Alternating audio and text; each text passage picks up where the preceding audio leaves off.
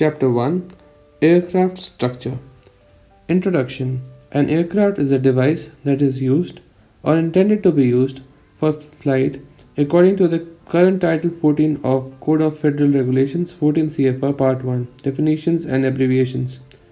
Categories of aircraft for certification of airmen include airplane, rotorcraft, glider, lighter than air, powered lift, powered parachute, and weight shift control. 14 CFR Part 1 also defines an airplane as an engine-driven, fixed-winged aircraft that is supported in flight by the dynamic reaction of air against its wings. Another term not yet codified in 14 CFR Part 1 is Advanced Avionics Aircraft, which refers to an aircraft that contains a global positioning system, GPS, navigation system with a moving map display, in conjunction with another system such as an autopilot. This chapter provides a brief introduction to the structure of aircraft and uses an airplane for most illustrations. Light sport aircraft LSA such as weight shift control, balloon, glider, powered parachute, and gyroplane have their own handbooks to include detailed information regarding aerodynamics and control. Lift and basic aerodynamics. In order to understand the operation of major components and subcomponents of an aircraft, it is important to understand basic aerodynamic concepts. This chapter briefly introduces aerodynamics. A more detailed explanation can be found in Chapter 4, Aerodynamics of Flight. Four forces act upon an aircraft in relation to straight and level unaccelerated flight. These forces are thrust, lift, weight, and drag. Thrust is the forward force produced by the power plant or propeller. It opposes or overcomes the force of drag. As a general rule, it is said to act parallel to the longitudinal axis. This is not always the case, as explained later. Drag is a rearward retarding force and is caused by the disruption of airflow by the wing, fuselage, and other protruding objects. Drag opposes thrust and acts rearward parallel to the relative wind. Weight is the combined load of the airplane itself, the crew, the fuel, and the cargo or baggage. Weight pulls the airplane downward because of the force of gravity. It opposes lift and acts vertically downward through the airplane's center of gravity. Lift opposes the downward force of weight, is produced by the dynamic effect of the air acting on the wing, and acts perpendicular to the flight path through the wing's center of lift. An aircraft moves in 3 dimensions and is controlled by moving it about one or more of its axes. The longitudinal or the roll axis extends through the aircraft from nose to tail, with the line passing through the CG. The lateral or pitch axis extends across the aircraft on a line through the wingtips, again passing through the CG. The vertical or yaw axis passes through the aircraft vertically, intersecting the CG. All control movements cause the aircraft to move around one or more of these axes and allows for the control of airplane in flight. One of the most significant components of aircraft design is CG. It is a specific point where the mass of or weight of an aircraft may be set to center. That is, a point around which, if the aircraft could be suspended or balanced, the aircraft would remain level. The position of CG of an aircraft determines the stability of the aircraft in flight.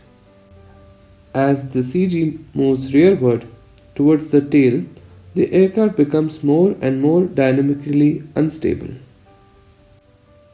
If the CG is too far aft, there might not be enough elevator nose-down force at the low stall airspeed to get the nose down for recovery.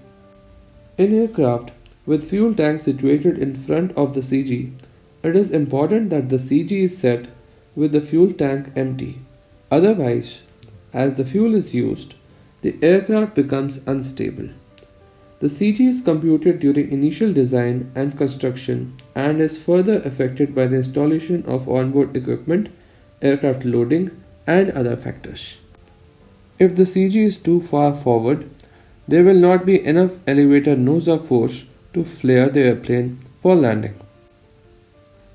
Major components. Although airplanes are designed for a variety of purposes, most of them have the same major components. The overall characteristics are largely determined by the original design objectives. Most airplane structures include a fuselage, wings, empennage, the landing gear, and a power plant. Fuselage. The fuselage is the central body of an airplane and is designed to accommodate the crew, passengers, and cargo. It also provides the structural connection for the wings and the tail assembly. Older types of aircraft design utilized an open truss structure constructed of wood, steel, or aluminium tubing. The most popular type of fuselage structures used in today's aircraft are the monocoque, French for single shell, and semi-monocoque. These structure types are discussed in more detail under aircraft construction later in the chapter. Wings. The wings are airfoils attached to each side of the fuselage and are the main lifting surfaces that support the airplane in flight. There are numerous wing designs, sizes, and shapes used by various manufacturers. Each fulfills a certain need with respect to the expected performance for the particular airplane. How the wing produces lift is explained in the chapter 4, Aerodynamics of Flight. Wings may be attached to the top, middle, or lower portion of the fuselage. These designs are referred to as high, mid, and low wing respectively. The number of wings can also vary. Airplanes with single set of wings are referred to as monoplanes. Airplanes with two sets of wings are called biplanes. Many high-wing airplanes have external braces or wing struts, which transmit the flight and landing loads through the struts to the main fuselage structure. Since the wing struts are usually attached approximately halfway out on the wing, this type of wing structure is called semi-cantilever. A few high-wing and most low-wing airplanes have a full cantilever wing design to carry their loads without external struts. The principal structural parts of the wings are spars, ribs, and stringers. These are reinforced by trusses, I-beams, tubing, and other devices, including the skin. The wing ribs determine the shape and the thickness of the wing, aerofoil or airfoil. In modern airplanes, the fuel tanks either are an integral part of the wing structure or consist of flexible containers mounted inside of the wing. Attached to the rear or trailing edges of the wings are two types of control surfaces referred to as ailerons and flaps. Ailerons extend from about the midpoint of each wing outward toward the tip and move in opposite directions to create aerodynamic forces that cause the airplane to roll. Flaps extend outward from the fuselage to near the midpoint of each wing. The flaps are normally flush with the wing surface during cruising flight. When extended, the flaps move simultaneously downward to increase the lifting force of the wing for takeoffs and landings. The different types of flaps are basic section, plain flap, split flap, slotted flap, Fowler flap, and slotted Fowler flap. Alternate types of wings. With the Federal Aviation Administration's recent addition of LSA category, various methods are employed to control flight and to produce lift. These methods are discussed in Chapter 4, Aerodynamics of Flight, which provides information on the effect controls have on lifting surfaces, from traditional wings to wings that use both flexing due to billowing and shifting through the change of aircraft CG. Handbooks specific to each category of light sport aircraft are available for the interested pilot. LSA illustrate various lifting surfaces and control methods. For example, the wing of the weight shift control aircraft has highly swept and the shifting of weight to provide control flight. Weight shift control aircraft use the shifting of weight for control. Empennage. The empennage includes the entire tail group and consists of fixed surfaces such as the vertical stabilizer and the horizontal stabilizer. The movable parts or surfaces include the rudder, the elevator, and one or more trim tabs. The rudder is attached to the back of the vertical stabilizer. During flight, it is used to move the airplane's nose left and right. The elevator, which is attached to the back of the horizontal stabilizer, is used to move the nose of the airplane up and down during flight. Trim tabs are small, movable portions of the trailing edge of the control surface. These movable trim tabs, which are controlled from the flight deck, reduce control pressures. Trim tabs may be installed on the ailerons, the rudder, and/or the elevator. A second type of empennage design does not require an elevator. Instead, it incorporates a one-piece horizontal stabilizer that pivots from a central hinge point. This type of design is called a stabilator and is moved using the control wheel just as the elevator is moved. For example, when a pilot pulls back on the control wheel, the stabilator pivots so the trailing edge moves up. This increases the aerodynamic tail load and causes the nose of the airplane to move up. Stabilators have an anti-servo tab extending across their trailing edge. The anti-servo tab moves in the same direction as the trailing edge of the stabilator and helps make the stabilator less sensitive. The anti-servo tab also functions as a trim tab to relieve control pressure and helps maintain the stabilator in the desired position. Landing gear. The landing gear is the principal support of the airplane when parked, taxiing, taking off, or landing. The most common type of landing gear consists of wheels, but airplanes can also be equipped with floats for water operations or skis for landing on snow. The landing gear consists of 3 wheels, 2 main wheels, and a third wheel positioned either at the front or rear of the airplane. Landing gear with a rear-mounted wheel is called a conventional landing gear. Airplanes with conventional landing gear are sometimes referred to as tailwheel airplanes. When the third wheel is located on the nose, it is called a nose wheel, and the design is referred to as tricycle gear.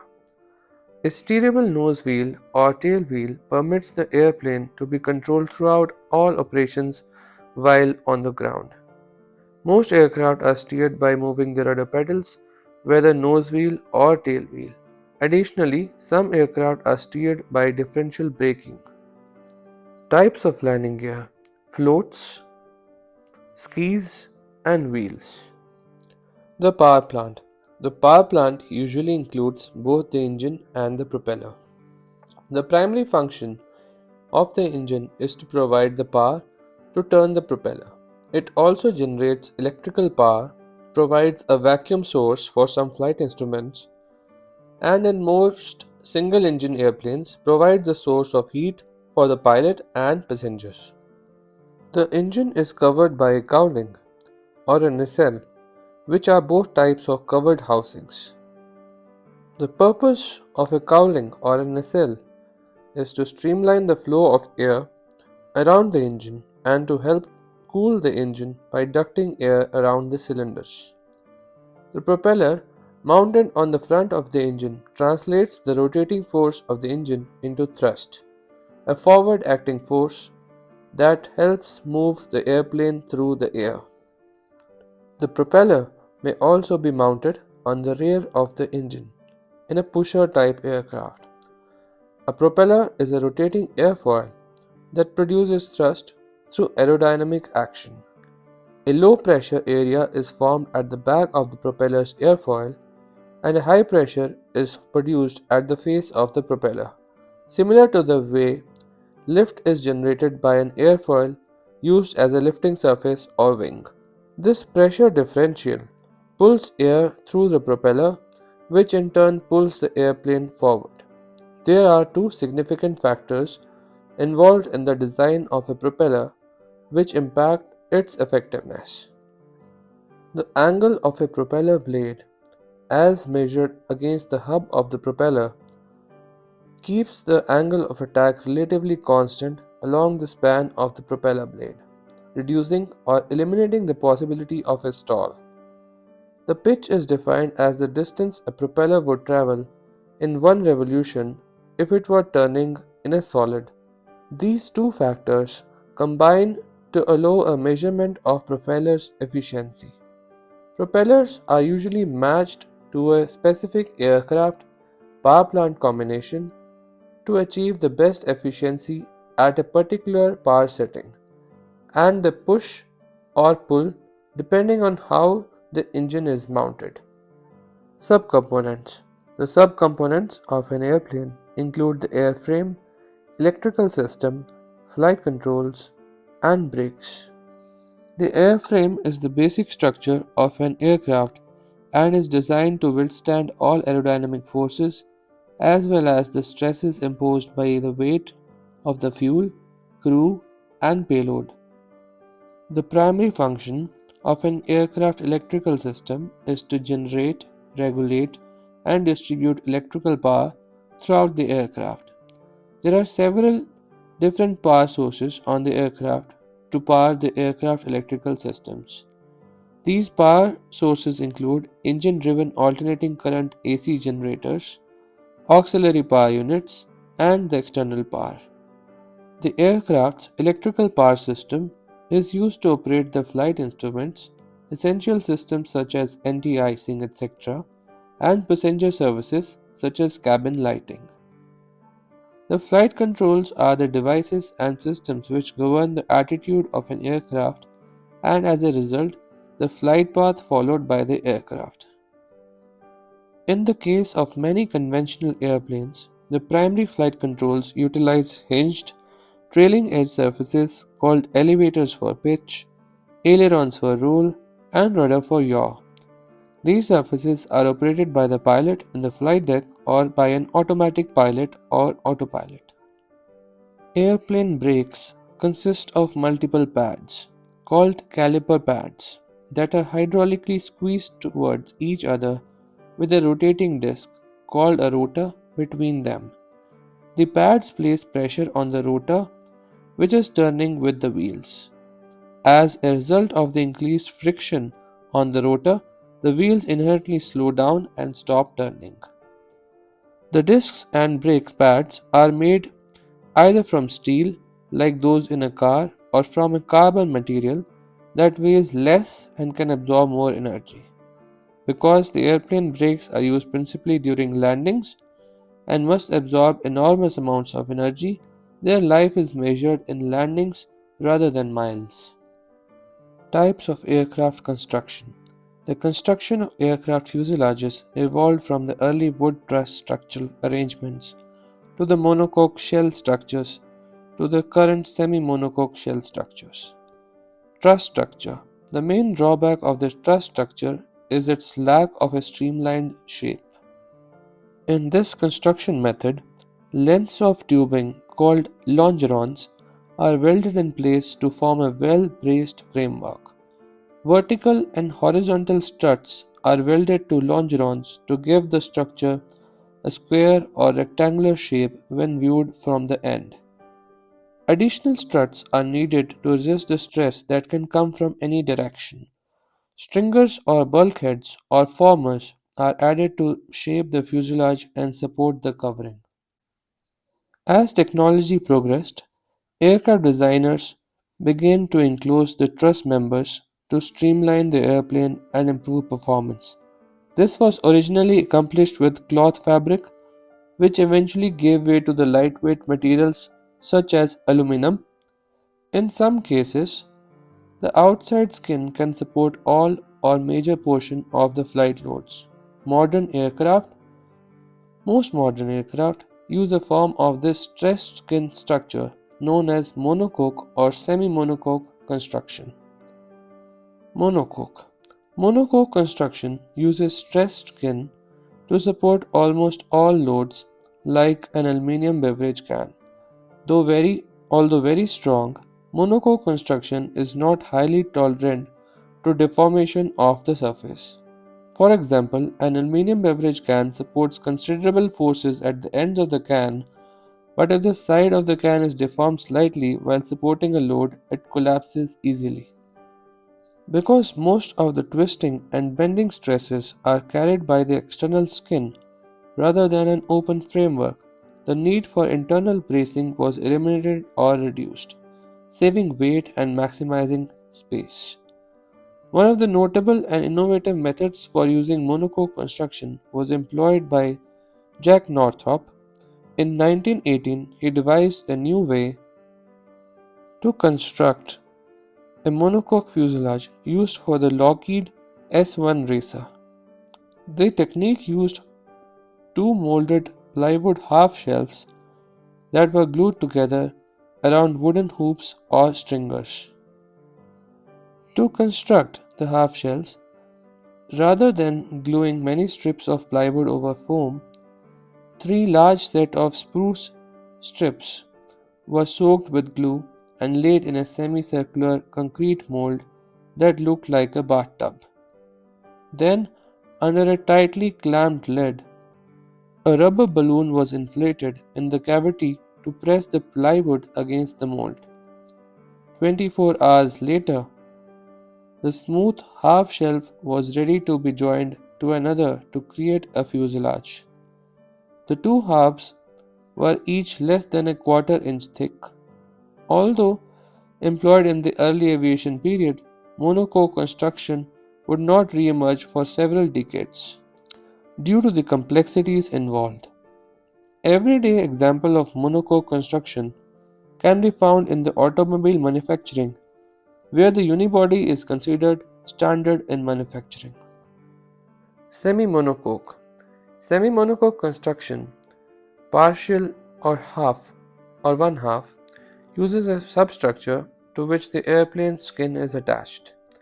The substructure, which consists of bulkheads and or formers of various sizes and stringers, reinforces the stressed skin by taking some of the bending stresses from the fuselage.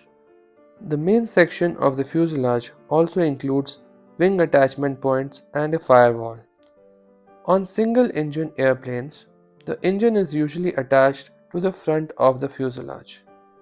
There is a fireproof partition between the rear of the engine and the flight deck or the cabin to protect the pilot and passengers from accidental engine fires. This partition is called a firewall and is usually made of heat-resistant material such as stainless steel. However, a new emerging process of construction is the integration of composites or aircraft made entirely of composites. Composite construction. History. The use of composites in aircraft construction can be dated to World War II aircraft, where soft fiberglass insulation was used in B-29 fuselages. By the late 1950s, European high-performance sailplane manufacturers were using fiberglass as primary structures. In 1965, FAA type certified the first all-fiberglass aircraft in the normal category, a Swiss sailplane called the Diamond HBV. 4 years later, the FAA certified a 4-seat single-engine Windecker Eagle in the normal category. By 2005, over 35% of new aircraft were constructed of composite materials. Composite is a broad term and can mean materials such as fiberglass, carbon fiber cloth, Kevlar cloth, and mixtures of all of the above. Composite construction offers two advantages: extremely smooth skins and the ability to easily form complex curved or streamlined structures. Composite materials in aircraft. Composite materials are fiber reinforced matrix systems. The matrix is the glue used to hold the fibers together and when cured gives the part its shape. But the fibers carry most of the load. There are many different types of fibers and matrix systems. In aircraft, the most common matrix is epoxy resin, which is a type of thermosetting plastic. Compared to other choices such as polyester resin, epoxy is stronger and has a good high temperature properties. There are many different types of epoxies available with a wide range of structural properties, cure times and temperatures and costs. The most common reinforcing fibers used in aircraft construction are fiberglass and carbon fiber. Fiberglass has good tensile and compressive strength, good impact resistant, is easy to work with, and is relatively inexpensive and readily available. Its main disadvantage is that it is relatively heavy and it is difficult to make a fiberglass load carrying structure lighter than a well designed equivalent aluminum structure. Carbon fiber is generally stronger in tensile and compressive strength than fiberglass and has much higher bending stiffness. It is also considerably lighter than fiberglass. However, it is relatively poor in impact resistance. The fibers are brittle and tend to shatter under sharp impact. This can be greatly improved with a toughened epoxy resin, as used in the Boeing 787 horizontal and vertical stabilizers. Carbon fiber is more expensive than fiberglass, but the price has dropped due to innovations driven by the B-2 program in the 1980s and Boeing 777 work in the 1990s. Very well designed carbon fiber structures can be significantly lighter than an equivalent aluminum structure, sometimes by 30% or so. Advantages of composites. Composite construction offers several advantages over metal, wood, or fabric, with its lighter weight being the most frequently cited. Lighter weight is not always automatic. It must be remembered that building an aircraft structure out of composite does not guarantee it will be lighter. It depends on the structure as well as the type of composite being used. A more important advantage is that a very smooth, compound curved aerodynamic structure made from composite reduces drag. This is the main reason sailplane designers switched from metal and wood to composites in the 1960s. In aircraft, the use of composites reduces drag for the Cirrus and Columbia line of production aircraft, leading to their high performance despite their fixed landing gear. Composites also help mask the radar signature of stealth aircraft designs such as the B-2 and the F-22. Today, composites can be found in aircraft as well as gliders to the most new helicopters. Lack of corrosion is the third advantage of composites. Boeing is designing the 787 with its all-composite fuselage to have both a higher pressure differential and higher humidity in the cabin than previous airliners. Engineers are no longer as concerned about corrosion from the moisture condensation on the hidden areas of the fuselage skins, such as behind insulation blankets. This should lead to lower long-term maintenance costs for the airlines. Another advantage of the composites is their good performance in flexing environment, such as in helicopter rotor blades. Composites do not suffer from metal fatigue and crack growth as do metals. While it takes careful engineering, composite rotor blades can have considerably higher design lives than metal blades, and the most new large helicopter designs have all composite blades, and in many cases, composite rotor hubs as well. Disadvantages of composite. Composite construction comes with its own set of disadvantages, the most important of which is lack of visual proof of damage. Composites respond differently from other structural materials to impact, and there is often no obvious sign of damage. Composites respond differently from other structural materials to impact, and there is often no obvious sign of damage. For example, if a car backs into an aluminum fuselage, it might dent the fuselage. If the fuselage is not dented, there is no damage. If the fuselage is dented, the damage is visible and repairs are made. In a composite structure, a low energy impact, such as a bump or a tool drop, may not leave any visible sign of impact on the surface. Underneath this impact site, there may be extensive delaminations, spreading in a cone-shaped area from the impact location. The damage on the backside of the structure can be significant and extensive, but it may be hidden from view. Anytime one has reason to think that there may have been an impact, even a minor one, it is best to get an inspector familiar with composites to examine the structure to determine the underlying damage. The appearance of whitish areas in a fiberglass structure is a good tip-off that delaminations or fiber fracture has occurred. A medium energy impact, perhaps the car backing into the structure, results in local crushing of the surface, which should be visible to the eye. The damaged area is larger than the visible crushed area and will need to be repaired. A high energy impact, such as a bird strike or hail while in flight, results in a puncture and a severely damaged structure. In medium and high energy impacts, the damage is visible to the eye, but low energy impact is difficult to detect. If an impact results in delaminations, crushing of the surface, or a puncture, then a repair is mandatory. While waiting for the repair, the damaged area should be covered and protected from rain. Many composite parts are composed of thin skins over a honeycomb core, creating a sandwich structure. While excellent for structural stiffness reasons, such a structure is an easy target for water ingress entering, leading to future problems. A piece of speed tape over a puncture is a good way to protect it from water, but it is not a structural repair. The use of paste filler to cover up the damage, while acceptable for cosmetic purposes, is not a structural repair either. The potential for heat damage to the resin is another disadvantage of using composites. While too hot depends on the particular resin system chosen, many epoxies begin to weaken over 150 degrees Fahrenheit. White paint on composites is often used to minimize this issue.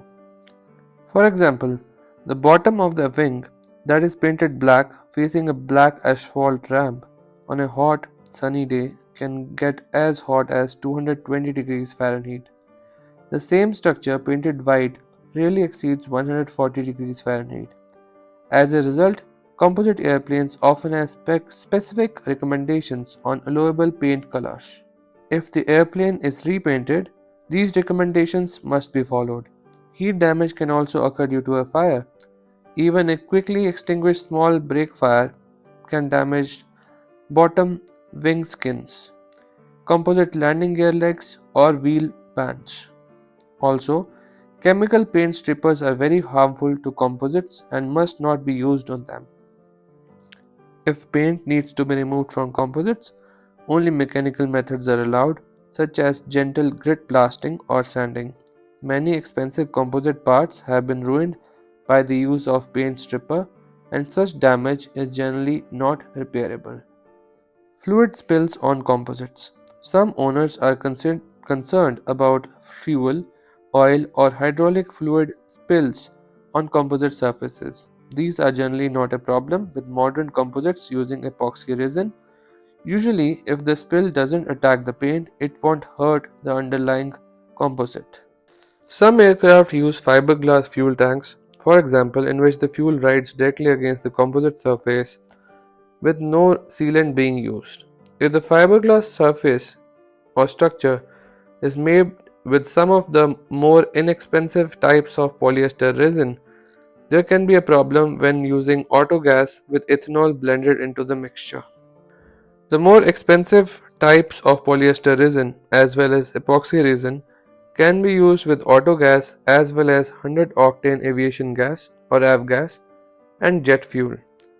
Lightning strike protection. Lightning strike protection is an important consideration in aircraft design. When an aircraft is hit by lightning, a very large amount of energy is delivered to the structure. Whether flying a light general aviation airplane or a large airliner, the basic principle of lightning strike protection is the same. For any size aircraft, the energy from the strike must be spread over a large surface area to lower the amps per square inch to a harmless level. If lightning strikes an aluminum airplane, the electrical energy naturally conducts easily through the aluminum structure. The challenge is to keep the energy out of avionics, fuel systems, etc. until it can be safely conducted overboard. The outer skin of the aircraft is the path of least resistance. In a composite aircraft, fiberglass is an excellent electrical insulator, while carbon fiber conducts electricity, but not as easily as aluminum. Therefore, additional electrical conductivity needs to be added to the outer layer of composite skin. This is done typically with fine metal meshes bonded to the skin surfaces. Aluminium and copper mesh are the two most common types, with aluminium used on fiberglass and copper on carbon fiber. Any structural repairs on the lightning strike protected areas must also include the mesh as well as the underlying structure. For composite aircraft with internal radio antennas, there must be windows in the lightning strike mesh in the area of the antenna. Internal radio antennas may be found in fiberglass composites because fiberglass is transparent to radio frequencies, whereas carbon fiber is not. The future of composites. In the decades since World War II, composites have earned an important role in aircraft structure design. Their design flexibility and corrosion resistance, as well as the high strength to weight ratios possible, will undoubtedly continue to lead to a more innovative aircraft designs in the future, from the Cirrus SR-22 to Boeing 787. It is obvious that composites have found a home in aircraft construction and are here to stay. Instrumentation moving into the future. Until recently, most general aviation aircraft were equipped with the individual instruments utilized collectively to safely operate and maneuver the aircraft. With the release of Electronic Flight Display (EFD) system, conventional instruments have been replaced by multiple liquid crystal display (LCD) screens. The first screen is installed in front of the left seat pilot position and is referred to as the primary flight display (PFD). The second screen, positioned approximately in the center of the instrument panel, is referred to as the multi-function display or the MFD. These two screens declutter instrument panels while increasing safety. This has been accomplished through the use of solid-state instruments, which have a failure rate far less than those of conventional analog instrumentation. With today's improvements in avionics and the introduction of EFDs, pilots at any level of experience need an astute knowledge of onboard flight control systems as well as an understanding of how automation melds with aeronautical decision making (ADM). These subjects are covered in detail in Chapter 17, Aeronautical Decision Making. Whether an aircraft has analog or digital, that is glass instruments, the instrumentation falls into three different categories: performance, control, and navigation. Performance instruments. The performance instruments indicate the aircraft's actual performance. Performance is determined by reference to the altimeter, airspeed or vertical speed indicator (VSI), heading indicator, and turn and slip indicator. The performance instruments directly reflect the performance of the aircraft is achieving. The speed of the aircraft can be referenced on the airspeed indicator. The altitude can be referenced on the altimeter. The aircraft's climb performance can be determined by referencing the VSI. Other performance instruments available are the heading indicator, angle of attack indicator, and the slip skid indicator. Control instruments. The control instruments display immediate attitude and power changes and are calibrated to permit adjustments in precise increments.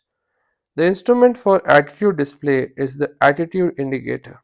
The control instruments do not indicate aircraft speed or altitude. In order to determine these variables and others, pilot must refer the performance instruments. Navigation instruments. The navigation instruments indicate the position of the aircraft in relation to a selected navigation facility or fix.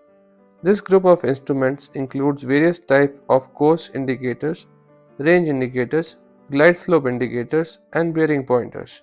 Newer aircraft with more technologically advanced instrumentation provide blended information, giving the pilot more accurate positional information.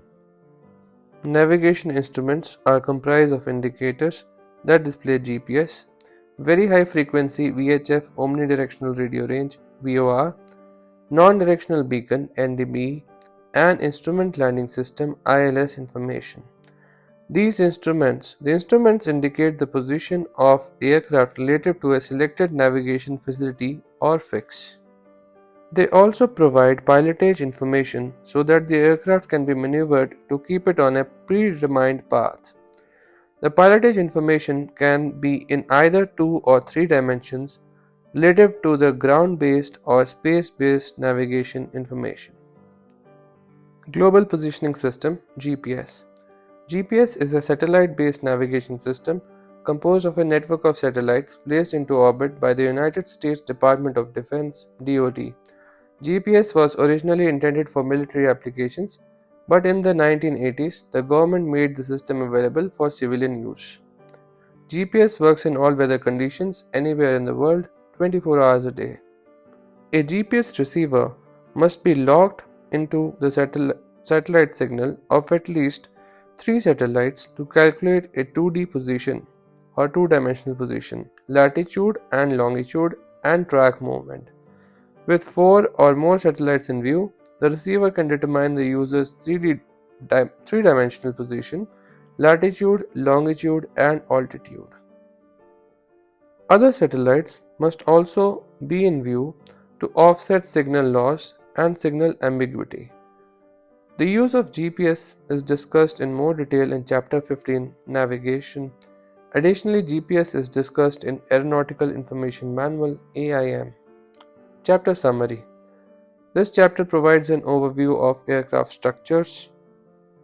A more in-depth understanding of aircraft structures and controls can be gained through the use of flight simulation software or interactive programs available online through aviation organizations such as the Aircraft Owner and Pilot Association (AOPA). Pilots are also encouraged to subscribe or review the various aviation periodicals which contain valuable flying information, as discussed in Chapter 1. The National Air and Space Administration (NASA) and the FAA also offer free information for pilots. That's all, guys. Thank you for watching Aviator Guide.